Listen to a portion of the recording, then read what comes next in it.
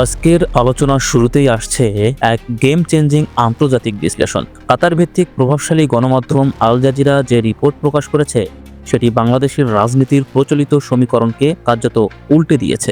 রিপোর্টের মূল কথা এক বাক্যে, এই নির্বাচন আর একতরফা নয়, কিন্তু প্রতিদ্বন্দ্বিতা আওয়ামী লীগ বনাম বিএনপি নয়, বরং এখনকার লড়াইটা হচ্ছে বিএনপি বনাম বাংলাদেশ জামাতে ইসলামী। ডক্টর মোহাম্মদ ইউনূসের নেতৃত্বাধীন অন্তর্বর্তী সরকার আওয়ামী লীগকে নিষিদ্ধ করার পর ভোটের মাঠে যে শূন্যতা তৈরি হয়েছে, সেখানে নতুন শক্তি হিসেবে দ্রুত উঠে এসেছে জামাত ইসলামী। আল জাজিরার ভাষায় বিএনপির প্রধান প্রতিদ্বন্দ্বী হিসেবে এখন সামনে রয়েছে জামাত, এনসিপি এবং অন্যান্য ইসলামী দলের সমন্বয়ে গঠিত নতুন জোট, যে দলটিকে গত ১.৫ দশক ধরে রাষ্ট্রীয়ভাবে কোণঠাসা করা হয়েছে। আন্তর্জাতিক মিডিয়া আজ বলছে তারা এখন রাষ্ট্র ক্ষমতার দ্বার প্রান্তে। বিশ্লেষকরা একে ব্যাখ্যা দিচ্ছেন এ ড্রামেটিক পলিটিক্যাল কামব্যাক। কেন এই প্রত্যাবর্তন এত তাৎপর্যপূর্ণ? কারণ গত ১৫ বছরে জামাতের উপর নেমে এসেছিল শীর্ষ নেতাদের ও দীর্ঘ কারাবাস, দলীয় নিবন্ধন বাতিল ও কেন্দ্রীয় কার্যালয় সিলগালা, হাজার হাজার মামলা, নিখোঁজ ও বিচার বহির্ভূত হত্যাকাণ্ড।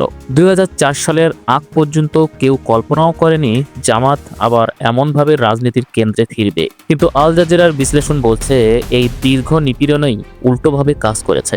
জনগণের চোখে জামাত এখন আর অপরাধী দল নয়, বরং তারা নির্যাতিত কিন্তু লড়াকু একটি রাজনৈতিক শক্তি।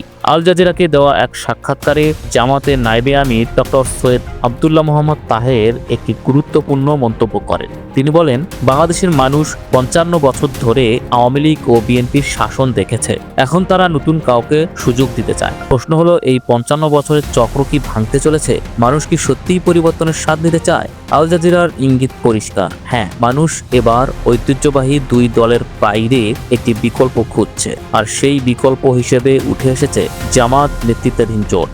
এই রিপোর্ট কোনো অনুমান নয়, এটি মাঠ পর্যায়ের বাস্তবতার প্রতিফলন। জামাত এখন আর ব্যাকফুটে থাকা কোনো দল নয়, তারা মেইন স্ট্রিম কন্টেন্ডার। রাজনীতি আবেগের খেলাও নয়, পুরোপুরি অঙ্কের খেলা। আল জাজিরা যে জরিপগুলোর কথা উল্লেখ করেছে সেগুলো দেখলে আরও স্পষ্ট হয়। IRI জরিপ ডিসেম্বর, বিএনপি ৩৩%, জামাত ২৯%, ব্যবধান মাত্র ৪%। চলতি বছরের জানুয়ারির জরিপ, বিএনপি ৩৪.৭%, জামাত ৩৩.৬%।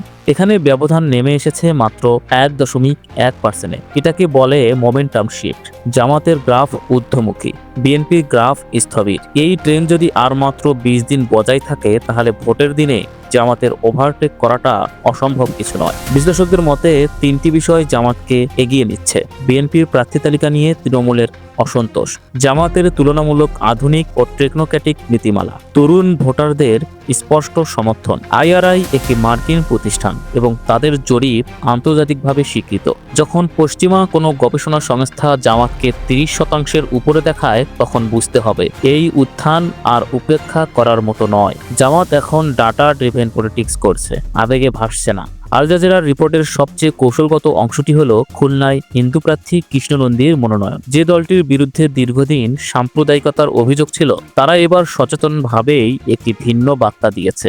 দেশীয় রাজনীতিতে আমরা শুধু মুসলমানদের দল নই, আন্তর্জাতিক মহলে আমরা একটি মধ্যপন্থী ইসলামী শক্তি। আল জাজিরার ভাষায়, Jamaat present itself as a moderate Islamic force. এটি নিছক কোনো মনোনয়ন নয়, এটি একটি সুপরিকল্পিত রিব্র্যান্ডিং। ১৯৭১-এর ব্যাগ ছেড়ে ফেলে জামাত নিজেকে ২০২৬ সালের উপযোগী আধুনিক দল হিসেবে উপস্থাপন করেছে। আরেকটি বড় ফ্যাক্টর হলো, জামাত একা নয়, তাদের সঙ্গে রয়েছে জাতীয় নাগরিক পার্টি এনসিপি এবং অন্যান্য ইসলামী দল। এনসিপি মানেই জেনজি ও ২৪-এর স্প্রিট। তরুণদের যে ভোট বিএনপির কাছ থেকে সরে যাচ্ছিল, সেটাই এখন জোটের মাধ্যমে জামাতের ঝুলিতে পড়ছে। জামাতের নিজস্ব ভোট ব্যাংক, এনসিপির তরুণ ভোট, কওমি ও আলিয়া ধরার ঐক্য, বিজয়ের সমীকরণ। আল জাজিরার ইতিহাসের কথাও স্মরণ করিয়ে দিয়েছে। জামাতের জন্ম ১৯৪১ সালে। ১৯৭১-এর ভূমিকা নিয়ে বিতর্ক আছে, কিন্তু রিপোর্ট বলছে মানুষ এখন অতীতে আটকে থাকতে চায় না, তারা ভবিষ্যৎ দেখতে চায়। ৫৫ বছরের দুই দলের কাবা ছড়াছড়িতে মানুষ ক্লান্ত।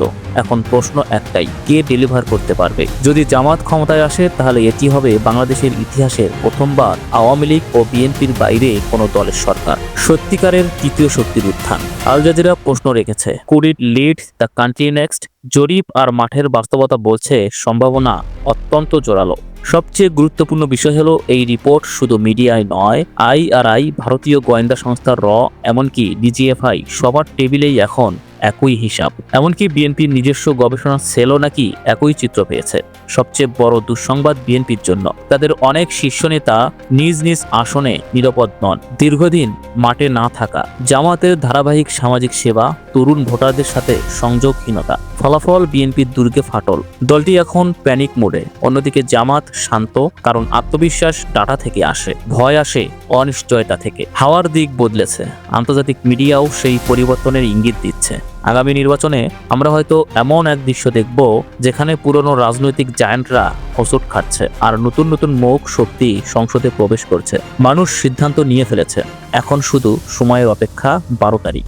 দর্শক, আপনাদের মতামত কমেন্টে জানান, আর এই চ্যানেলে নতুন হলে অবশ্যই সাবস্ক্রাইব করে বেল আইকনটি অন করে রাখুন। ধন্যবাদ।